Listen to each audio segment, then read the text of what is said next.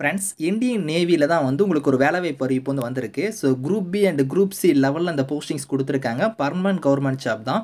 மொத்தமா வேக்கன்சி வந்து 741 வேக்கன்சி குடுத்துருக்காங்க. கல்வி தகுதிய பொறுத்தவரைக்கும் பாருங்க, மினிமம் நீங்க 10த் பாஸ் பண்ணதுலருந்து இங்க 12த், டிப்ளமோ, ஐடிஐ, டிகிரி முடிச்சவங்கன்னு வந்து எல்லாருக்குமே சான்ஸ் குடுத்துருக்காங்க. சேலரின்னு பொறுத்தவரைக்கும் பாருங்க, ரூ. 25,500லேருந்து ரூ. 81,100 சேலரி வந்து இருக்கும். போஸ்டிங்க்கு தகுந்த மாரி சேலரி வந்து வேரி ஆகும். லாஸ்ட் டேட் வந்து 2 ஆகஸ்ட்டுக்குள்ளார நீங்க ஆன்லைன்ல அப்ளை பண்ணிக்கலாம். ஸோ, இப்ப அந்த வேலைக்கான நோட்டிஃபிகேஷன் டீட்டெயில்ஸ் நம்ம பார்க்கலாம். ஸோ கைஸ், இதான் வந்து பாருங்க உங்களுக்கு அஃபிஷியல் நோட்டிஃபிகேஷன். ஸோ இந்தியன் நேவில தான் வந்து பாருங்க இந்த வேலைவாய்ப்பு வந்து குடுத்துருக்காங்க. இது வந்து மினிஸ்ட்ரி ஆஃப் டிஃபென்ஸ் கீழ வந்து வருது. ஸோ இங்க வந்து பாருங்க உங்களுக்கு ஆன்லைன் மோட் அப்ளிகேஷனே குடுத்துருக்காங்க. Group B and group C லெவல்ல இந்த போஸ்டிங்ஸ் வந்து உங்களுக்கு வந்து எடுக்குறாங்க. ஸோ இங்க குடுத்துருக்காங்க பாருங்க, குரூப் பி லெவல் போஸ்டிங்ஸ்ல வந்து பாருங்க சேலரி வந்து 35,400லேருந்து ரூ. 1,12,400 உங்களுக்கான சேலரி வந்து வரும். ஸோ இதில போஸ்டிங்ஸ் வந்து இங்க குடுத்துருக்காங்க பாருங்க. சார்ஜ் மேன் கேட்டகரில வந்து குடுத்துருக்காங்க. அதுக்கப்புறம் சயின்டிஃபிக் அசிஸ்டன்ட் கேட்டகரில குடுத்துருக்காங்க. ஸோ குரூப் சி லெவல் போஸ்டிங்ஸ்க்குலாம் வந்து பார்த்தோன்னா, டிராஃப்ட்ஸ்மேன் கேட்டகரில போஸ்டிங்ஸ் வந்திருக்கு. இதுக்கு 25,500லேருந்து ரூ. 81,100 சேலரி வந்து வரும். அடுத்து ஃபயர்மேன் கேட்டகரில வந்து பாருங்க உங்களுக்கு போஸ்டிங்ஸ் இருக்கு. இதில வந்து பாருங்க 19,900லேருந்து ரூ. 63,200 வந்து சேலரி வந்து வரும். வேக்கன்சியுமே வந்து பாருங்க, ஒரு இதுக்கு கமாண்ட் வைஸா குடுத்துருக்காங்க. Western naval command, eastern naval command, southern naval command இந்த மாரி குடுத்துருக்காங்க.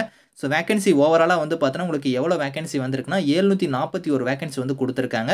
ஸோ அந்த வேக்கன்சி எல்லாமே அந்தந்த கம்யூனிட்டி வைஸா உங்களுக்கு பிரிச்சு குடுத்துருப்பாங்க. ஃபயர் என்ஜின் டிரைவர்லயுமே வந்து உங்களுக்கான வேக்கன்சி வந்து உங்களுக்கு வந்து இருக்கு. டிரேட்ஸ்மேன் மேட்டுங்கிற கேட்டகரில குடுத்துருக்காங்க. பெஸ்ட் கண்ட்ரோல் ஒர்க்கர்ங்கிற கேட்டகரி, குக் கேட்டகரில போஸ்டிங்ஸ் இருக்கு. எம்டிஎஸ் மல்டிடாஸ்கிங் ஸ்டாஃப்ங்கிற கேட்டகரில வந்து உங்களுக்கான போஸ்டிங்ஸ்லாம் வந்து குடுத்துருக்காங்க.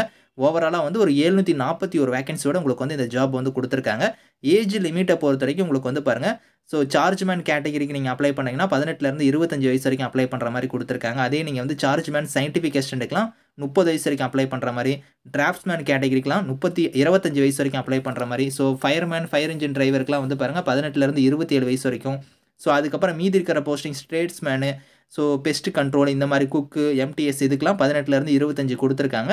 இந்த ஏஜ் லிமிட் இல்லாம ஏஜ்லேருந்து உங்களுக்கு வந்து ரிலாக்சேஷனுமே இருக்கு. அத நான் உங்களுக்கு வந்து பின்னாடி காமிக்கிறேன். ஸோ இப்ப நீங்க சார்ஜ்மேன் கேட்டகரிக்கு அப்ளை பண்றீங்கன்னா, குவாலிஃபிகேஷன பொறுத்தவரைக்கும் பாருங்க, நீங்க பேச்சுலர் டிகிரில வந்து சயன்ஸ் வந்து நீங்க முடிச்சிருந்தா அப்ளை பண்ணிக்கலாம். அதுல பிசிக்ஸ் அண்ட் கெமிஸ்ட்ரி இல்லன்னா மேத்தமேட்டிக்ஸ் வந்து நீங்க படிச்சிருக்கணும் அப்படிங்கிற மாரி குடுத்துருக்காங்க. ஏதோ ஒரு வந்து நீங்க படிச்சிருக்கணும். அப்படி இல்லன்னா டிப்ளமோல வந்து கெமிக்கல் இன்ஜினியரிங் முடிச்சிருந்தாலுமே அப்ளை பண்ணிக்கலாம். ஸோ அதே மாரி சார்ஜ்மேன்ல வந்து ஃபேக்டரி கேட்டகரிக்கு அப்ளை பண்றீங்கன்னா, ஸோ நீங்க வந்து பாருங்க பிஎஸ்சி டிகிரில வந்து பிசிக்ஸோ இல்லன்னா வந்து கெமிஸ்ட்ரியோ இல்லன்னா மேத்தமேட்டிக்ஸ் படிச்சிருக்கணும். அப்படி இல்லன்னா டிப்ளமோல வந்து எலக்ட்ரிக்கல், எலக்ட்ரானிக்ஸ், மெக்கானிக்கல் இல்லன்னா கம்ப்யூட்டர் இன்ஜினியரிங் வந்து பண்ணியிருந்தா அப்ளை பண்ணிக்கலாம். ஸோ சார்ஜ்மேன்ல மெக்கானிக் கேட்டகரிக்கும் நீங்க டிப்ளமோல மெக்கானிக்கலோ இல்லன்னா வந்து எலக்ட்ரிக்கலோ, எலக்ட்ரானிக்ஸ் முடிச்சிருந்தாலும் சரி, புரொடக்ஷன் இன்ஜினியரிங் முடிச்சிருந்தாலும் சரி அப்ளை பண்ணிக்கலாம். ஸோ அடுத்தது வந்து பாருங்க சயின்டிஃபிக் அசிஸ்டன்ட்க்குலாம் அப்ளை பண்றீங்கன்னா, பிஎஸ்சி டிகிரில பிசிக்ஸோ இல்லன்னா கெமிஸ்ட்ரியோ, எலக்ட்ரானிக்ஸோ இல்லன்னா ஓஷியன்கிராஃபியோ இந்த மாரி பண்ணியிருந்தா அப்ளை பண்ணிக்கலாம். ஒரு 2 இயர்ஸ் வந்து எக்ஸ்பீரியன்ஸ் கேட்டிருக்காங்க. ஸோ இந்த மாரி வந்து டிராஃப்ட்ஸ்மேன் கேட்டகரிக்கு வந்து பாருங்க 10த் முடிச்சிருந்தாலே எலிஜிபிள் தான். 10த்துக்கு மேல நல்லா படிச்சிருந்தாலும் சரி. ஆனா 2 இயர்ஸ் சர்டிஃபிகேட்டா வந்து பார்த்தோன்னா, டிராஃப்ட்ஸ்மேன்ஷிப்க்கு வந்து நீங்க வந்து வச்சிருக்கணும் அப்படிங்கிற மாரி குடுத்துருக்காங்க. ஃபயர்மேன் கேட்டகரிக்குலாம் 12த் வந்து நீங்க பாஸ் பண்ணியிருந்தா எலிஜிபிள். அது மட்டும் இல்லாம ஃபயர் ஃபைட்டிங் கோர்ஸ் வந்து நீங்க பண்ணியிருக்கணும் அப்படிங்கிறத குடுத்துருக்காங்க. ஸோ ஹெவி மோட்டார் வெஹிக்கிளுக்கான டிரைவிங் லைசென்ஸ் வந்து உங்ககிட்ட இருந்தா உங்களுக்கு முன்னுரிமை வந்து கிடைக்கும். டிசேரபிள் தான் கண்டிப்பா இருக்கணும்னு அவசியம் கிடையாது. இருந்துச்சுன்னா உங்களுக்கு முன்னுரிமை தருவாங்க. இந்த ஃபயர்மேன் கேட்டகரிக்குலாம் பிசிக்கல்லாம் வந்து கண்டிப்பா வந்து பார்ப்பாங்க. ஸோ அதாவது ஹைட்டு, ஸோ செஸ்ட் வெயிட் இதெல்லாம் வந்து பார்த்தோன்னா, உங்களுக்கு எவ்வளோ இருக்கணும் அப்படிங்கிறத குடுத்துருக்காங்க.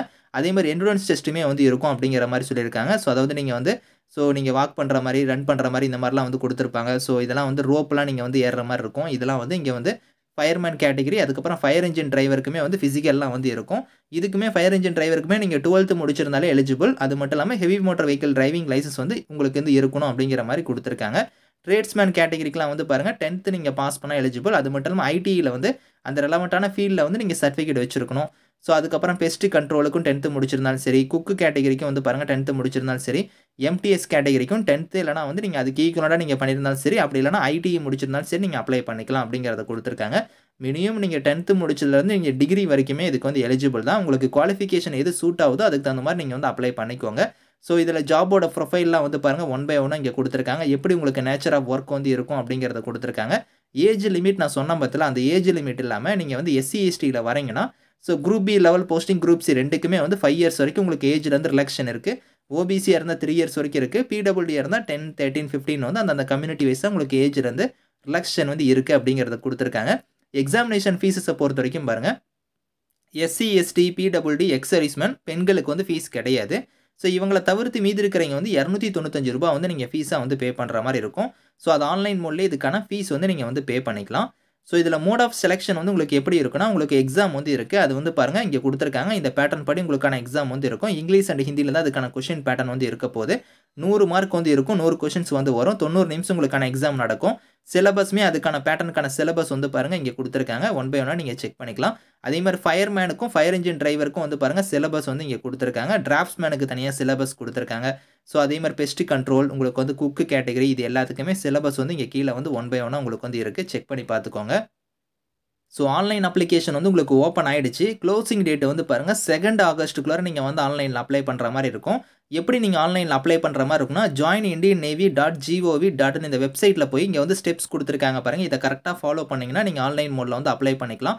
ஸோ இந்த வெப்சைட்ல போய் நீங்க ஸ்டெப் பை ஸ்டெப்பா உங்களோட டாக்குமெண்ட்ஸ்ல இருந்து என்னென்ன நீங்க குடுக்கணும், எவ்வளோ ஃபைல் சைஸ்ல இருக்கணும் அந்த டாக்குமெண்ட்ஸ் அப்படிங்கிறத நீங்க ஒன் பை ஒன்னா செக் பண்ணிக்கோங்க. இங்க எல்லாமே குடுத்துருக்காங்க. இத கரெக்ட்டா நீங்க வந்து அந்த ஃபார்மேட் படி நீங்க வந்து உங்களோட ஸ்கேன் பண்ணி நீங்க வந்து அப்லோட் பண்ணாலே போதும். நீங்க ஆன்லைன்ல வந்து நீங்க ஈஸியா அப்ளை பண்ணிக்கலாம். ஏதாவது டவுட்ஸ் இருக்குன்னா, உங்களுக்கு ஹெல்ப் லைனுக்கான நம்பர் எல்லாமே வந்து இங்க இருக்கும். நீங்க வந்து செக் பண்ணி பார்த்துட்டு, இந்த வேலைக்கு வந்து நீங்க அப்ளை பண்ணிக்கோங்க. இந்த நோட்டிஃபிகேஷன் இதுக்கான லிங்க்ஸ் எல்லாமே வந்து நான் கீழ குடுக்குறேன். Thank you friends.